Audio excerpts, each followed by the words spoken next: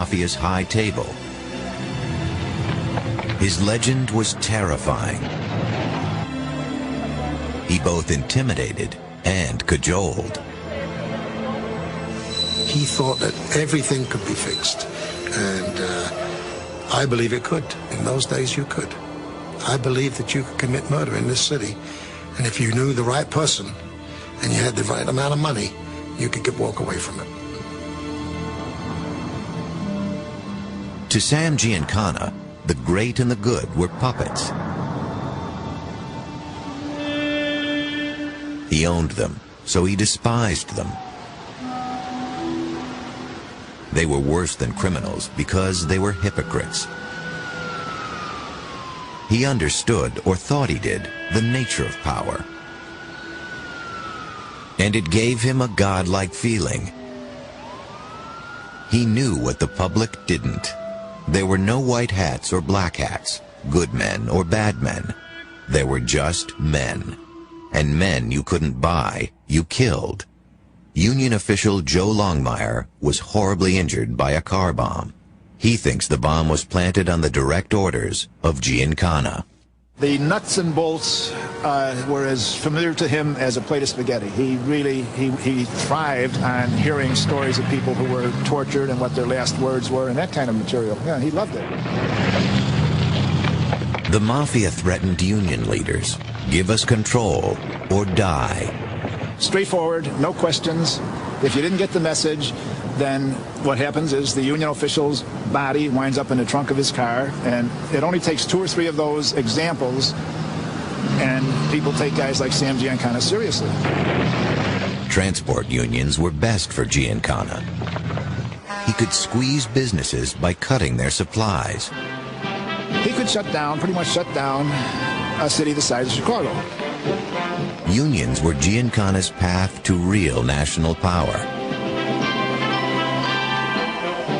The more local unions he controlled, the tighter his grip on Jimmy Hoffa and the Teamsters.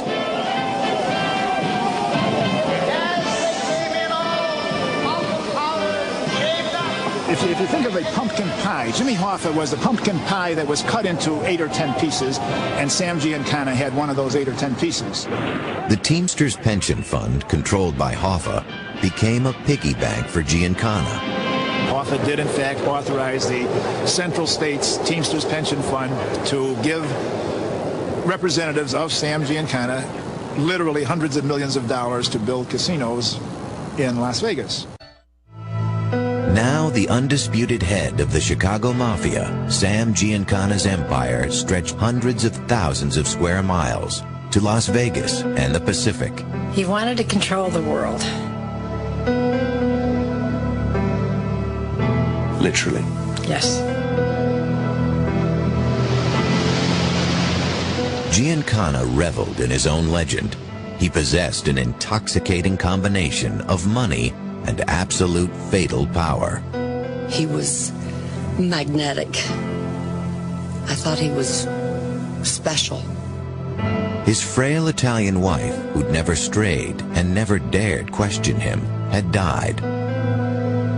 Alone in Las Vegas, he fell in love.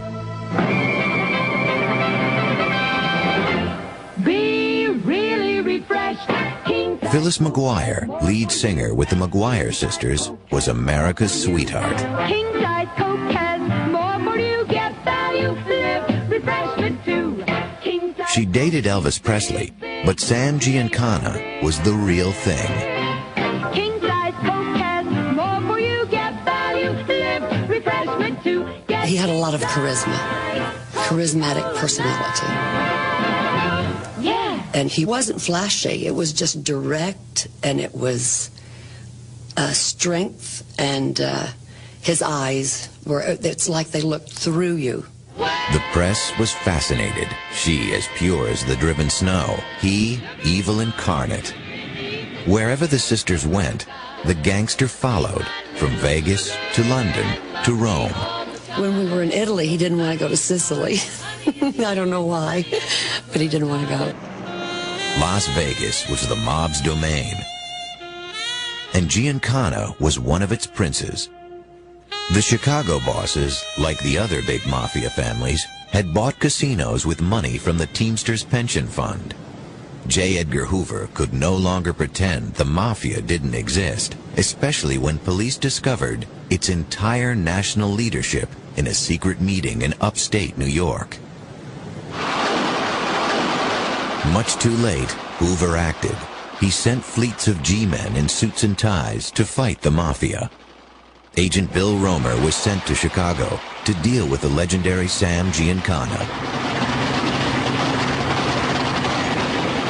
The city seemed to him like occupied territory, its police and judges controlled by the enemy. Romer became obsessed by Giancana. He volunteered to hide a microphone in a tailor shop Giancana used for meetings. Such methods were officially forbidden. Had he been caught, the FBI would have disowned him. I was what we call the case agent.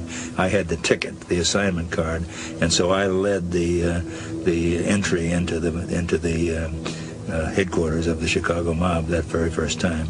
The bug gave Romer X-ray vision into Giancana's world.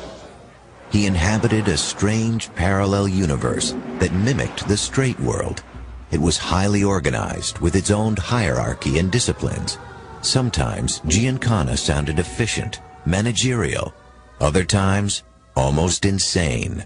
In my opinion, Sam Giancana breached the limits of rationality. I'm putting it forward then as an original thesis that Mr. Hoffa, surrounding himself with witnesses... In the late 1950s, before he became president, Senator Jack Kennedy and his brother Bobby interrogated mafia racketeers.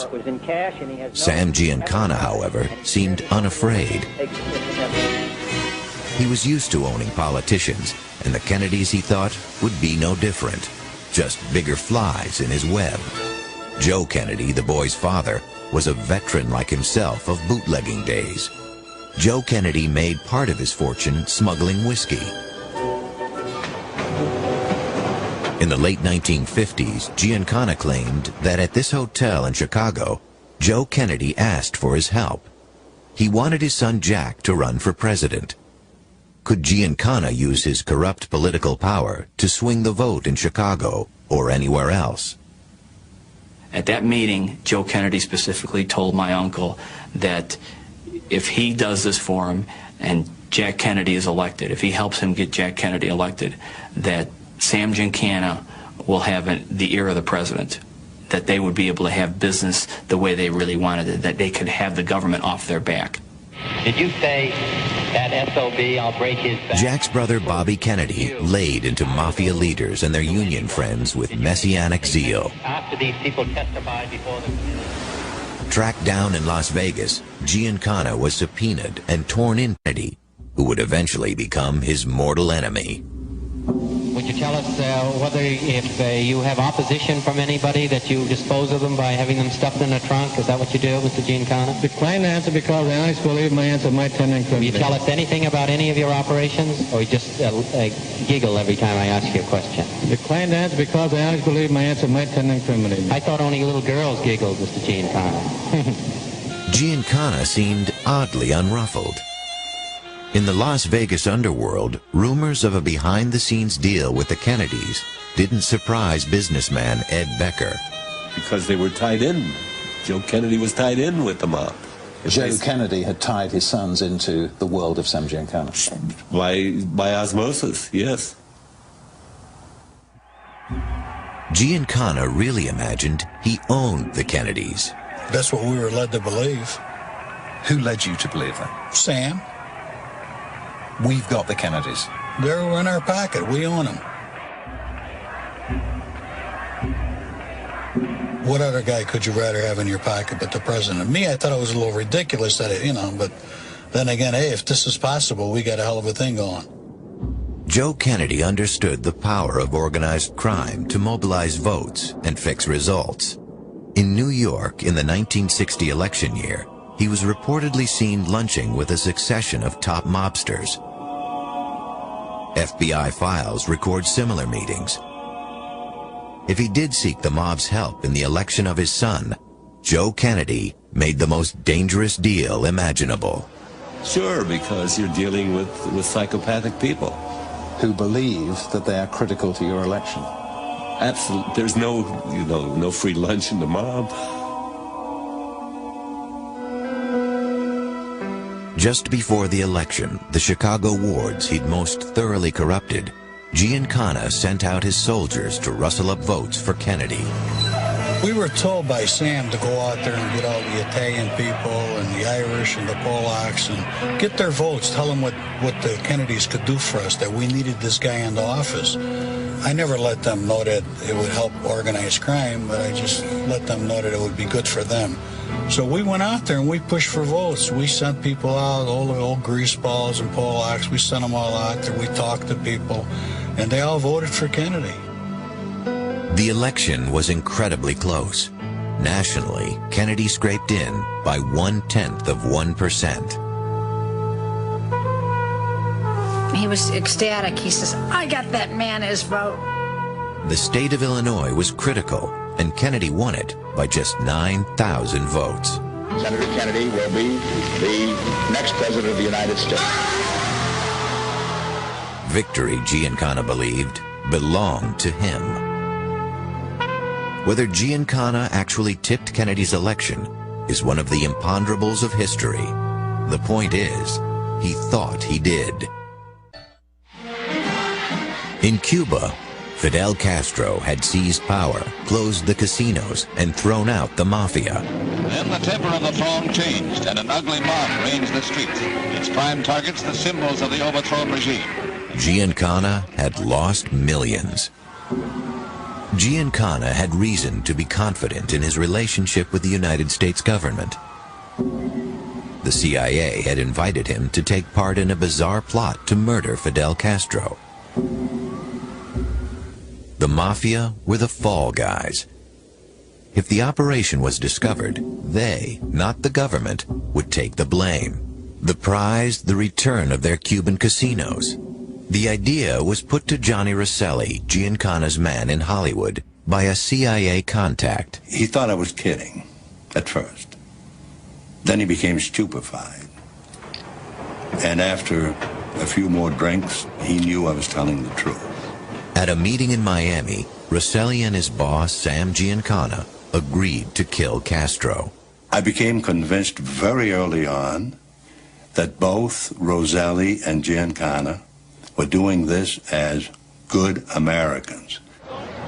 Giancana brought in his ally, Santo Trafficante, the mafia chief of Florida.